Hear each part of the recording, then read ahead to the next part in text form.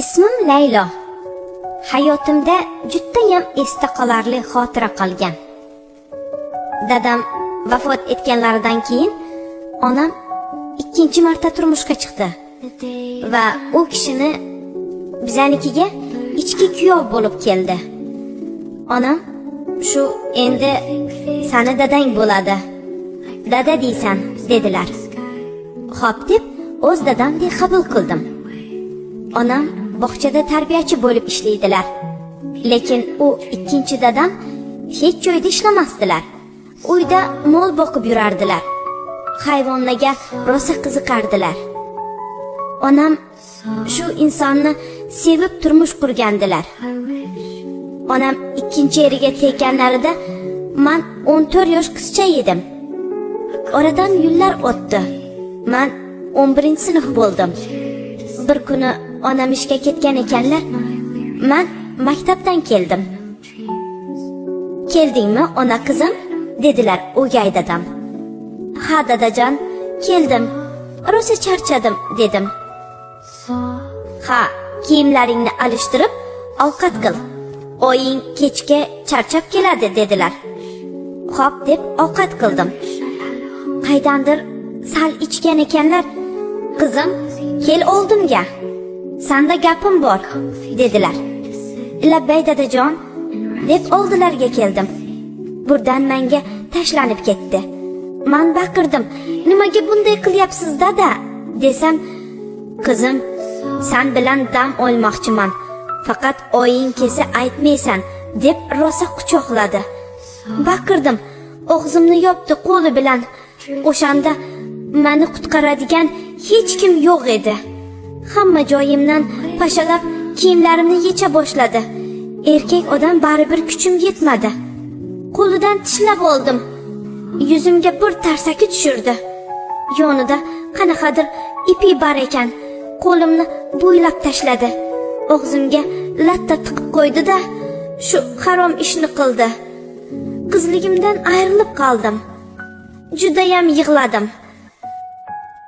Biroz vaqt o'tdi, qo'limni yechvordi-da.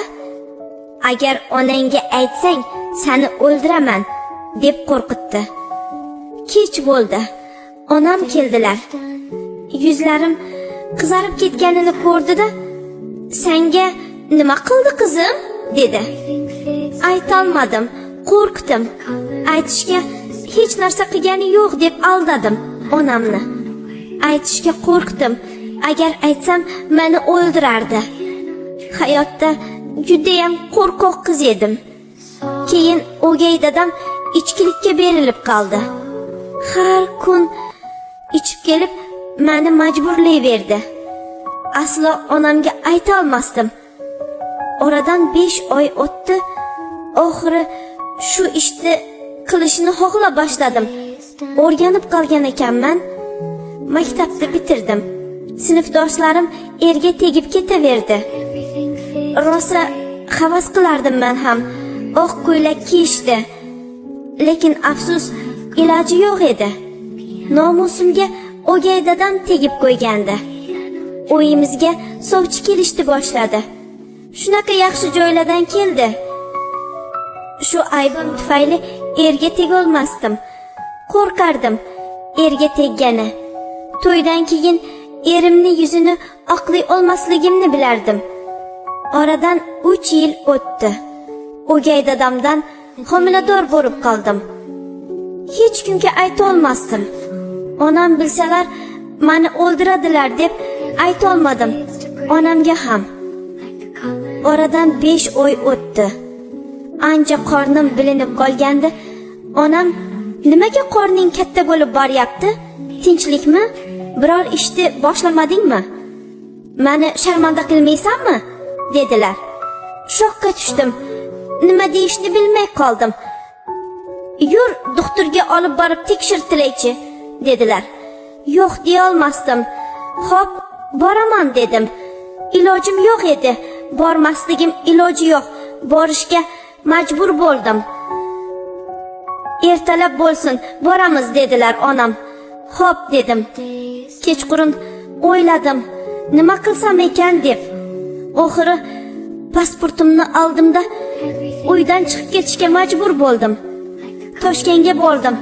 Bir opani uchratib qoldim. Ish bo'lsa ishlayman opa, yordam bering, hech kimim yo'q deb aldadim. Xo'p deb opa ish topib berdilar. Bir oy ishladim. Qornim juda bilinib qoldi. Onam meni qidiruvga bergan ekanlar. Oxiri biletga pul ishladim-da Rossiyaga ketdim. Moskvaga bir tanish topdim-da birga ketdik. Hali hamon homiladorman. Bir oy qoldi bolali bo'lishimga. Afsus, anam kasal bo'lib qolibdi. Meni o'ylab eshitsam, shunga bir chora bormikan deb o'z haqqimda shu hikoyamni yozdim. Birorta inson bo'lsa Moskvada menga yordam bersin tug'ishimga. Til bilmayman. Iltimos, yo'l yo'riq o'rgatadigan inson kerak. Kutaman aziz o'zbek xalqim.